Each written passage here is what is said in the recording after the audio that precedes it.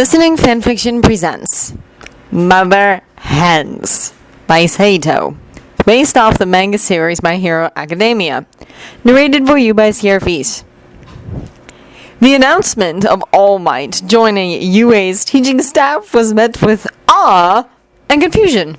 They didn't really understand why the number one hero in the world was joining their staff. Surely the man had more important heroics duties. Not that teaching the next generation wasn't important, but All Might was in such high demand. Then they met the man, and horror struck. He was frail. There had been rumors about how he was hurt. News footage and his frequent public appearance fooled them into thinking he was fine. He wasn't. He wasn't at all. To find the mightiest hero in the world reduced to a skeleton man? They had no words for that. They were too polite to ask questions about it either. Then Yagi Toshinori started coughing up blood. Mike was in slight awe to be meeting All Might.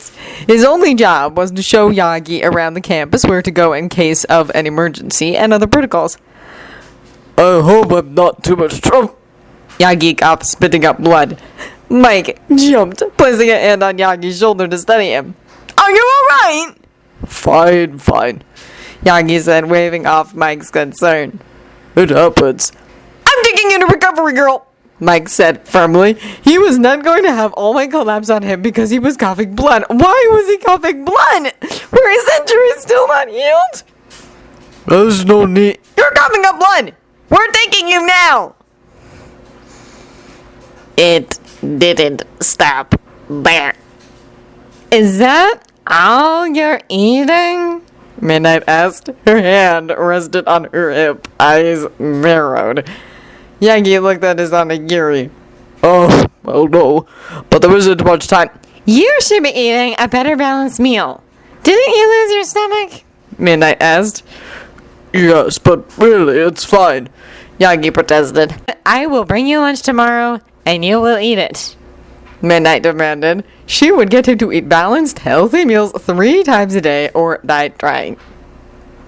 It quickly became concluded among the other teachers that All Might was not fine.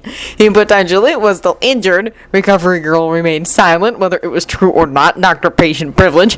He was still coughing up blood for no reasons at all. He was not eating enough. It wasn't that he was a frail glass figure that could break, only that it felt like he was. He was still the world's strongest hero. All Might could protect himself. But he wasn't taking care of himself. Yagi Toshinori must be protected at all costs. Shota glowered at Yagi. Yagi gave a nervous smile. Good morning, Aizawa. You look like you didn't sleep, Shota said darkly. He didn't like the extra sunken look that Yagi was sporting. Shota used his sleep-deprived self as a measuring stick. If Yagi looked worse than him, that needed to be remedied as soon as possible. Yagi hesitated. I didn't really. Shota pulled out his sleeping bag. Sleep, he ordered. That's your sleeping bag, Yagi protested.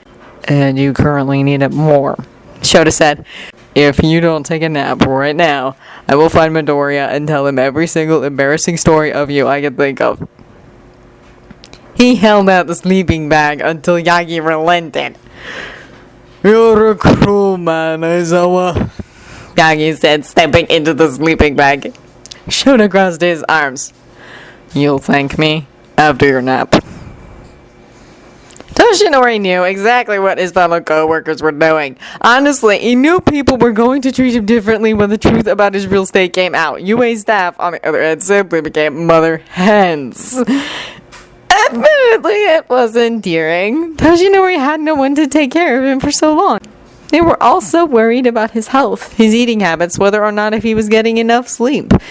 So he didn't put up much of a fight as they flocked around him, worried and concerned. Just enough to protest that they didn't have to do it before quickly relenting. It was rather nice of them. Toshinori liked having people to rely on. End of Mother Hens by Saito. If you enjoyed this recording or the content, feel free to leave a comment below or a review of the original story from the link in the descriptions. Thank you for listening.